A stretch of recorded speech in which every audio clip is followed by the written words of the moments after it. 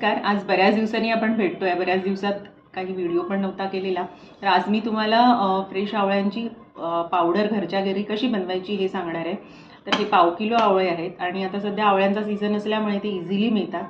साधारण 5-6 दिवसापूर्वी मी आणलेले, त्याच्यामुळे थोडेसे डाग वगैरे आले. हे आवळे स्वच्छ धुवून घ्यायचे आणि किसायचे चांगले.